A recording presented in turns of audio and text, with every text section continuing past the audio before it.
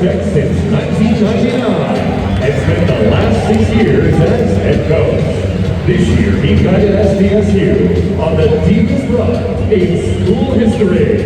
Head coach, Brian Dutcher.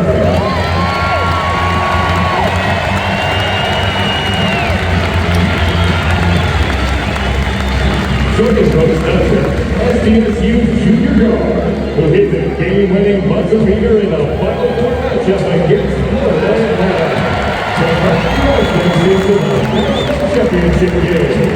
Number 5, Lamont Butler.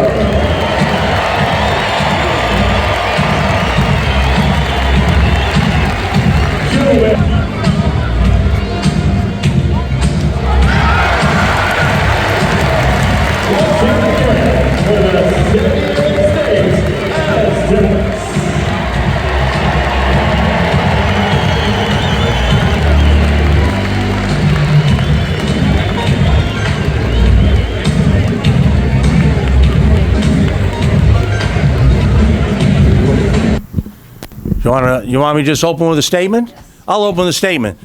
Lamont threw with more velocity, but my guy did a better job of framing the ball. So I think I won, and I hit the strike zone. I think he was a little wide. But that was a highlight of a lifetime. Come out and throw a first pitch with Lamont and with the team here, and just want to thank the Padres organization for being such great people, supporting the Aztecs, and that's the beauty of San Diego. We support each other. We were all out here for the Dodger playoff game where we Lamont with the team and got to celebrate that, and that was a magical moment, and to have them celebrating us is really special, and we want to thank them for that opportunity. For both Lamont and for Dutch, just over a week later since playing the national championship game, which might still sound surreal, has it all sunk in from going to the celebration at Snapdragon to this? Has what you guys accomplished this past season really sunk in yet? Yeah, it's starting to sink in for me, especially. After the shot, I was still in the moment because we had a national championship game to play. But it's starting to sink in. We're getting embraced by the whole city. We're here at the Padres game, and everybody was celebrating us. So it's starting to sink in, and I'm just excited to be out here. And Lamont, for you, what's the biggest thing that's changed for you and your life since making that shot? Things have been different. People coming up to me, just on campus, or if I'm out getting something to eat, there's people coming up to me and asking for pictures, or just celebrating me and the shot and the team. So Lamont's learned a valuable lesson in athletics, that you can be at the lowest low and the highest high, and just be yourself, be a good person, and everything levels out. And right now we're riding the highest high, and thanks to Lamont for that. Should we try again? Lamont, how much has this changed your life?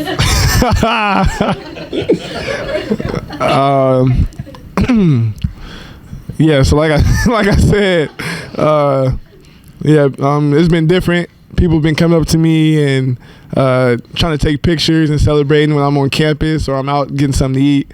I'm not a real attention seeker, and I'm a low-key person, so it's a lot to get used to. But I'm excited to be in this position.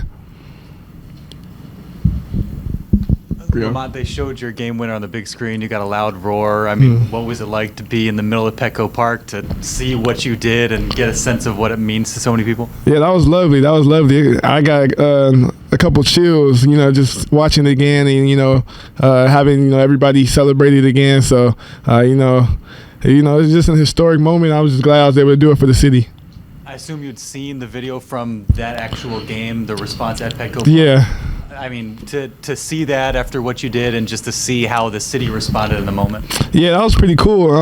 Like Dutcher said, we was here in the playoff series game, and that was an unbelievable atmosphere. And that was just a fun game, and to get the reciprocation back for our game, them watching it here, that was an awesome moment. And like I said, we did it for the city, and we just came out and we're enjoying this moment right here.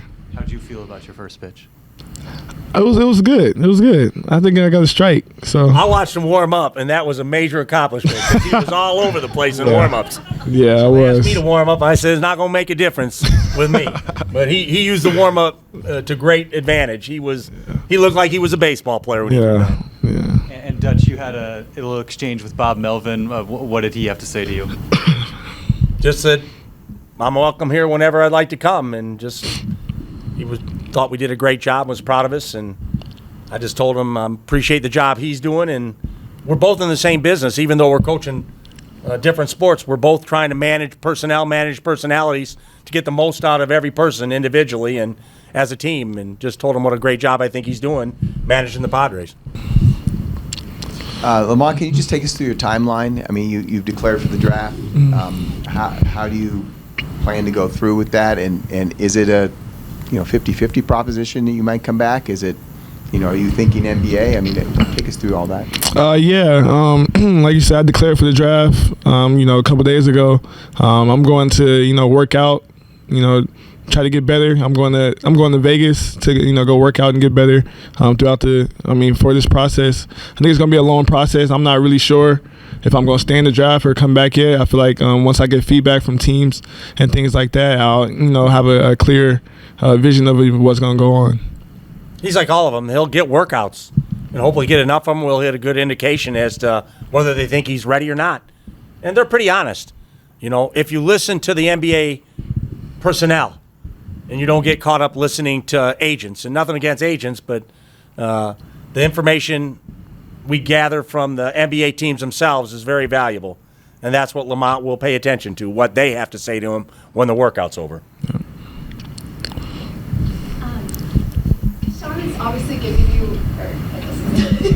Kashawn is obviously giving you guys so many wonderful memories and moments. Just thoughts on, his new journey that he's about to take. Oh, well, that's like one of my best friends on the team. So, we live together. He's one of my brothers, honestly. So, it's gonna be sad to see him, leave San Diego State. He had an electric career here. He was a key piece to what we did this year. National championship. So, I'm happy for his, his journey and what he got coming next for him.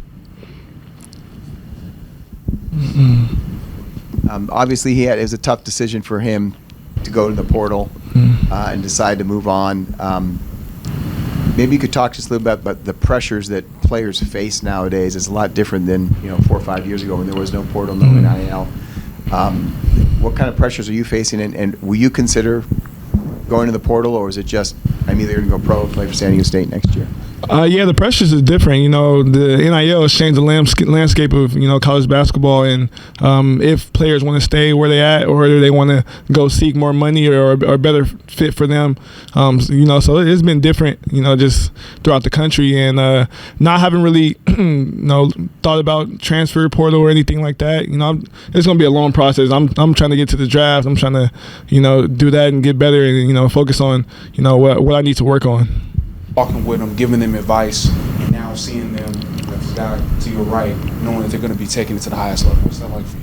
Yeah, it's their dream when they come here. They all want to have an opportunity to play for national championships, which we did.